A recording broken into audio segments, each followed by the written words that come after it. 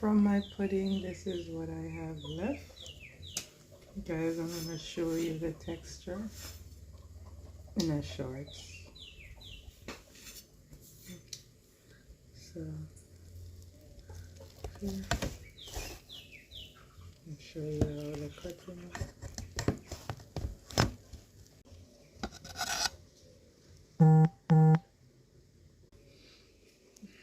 Here you have it, guys.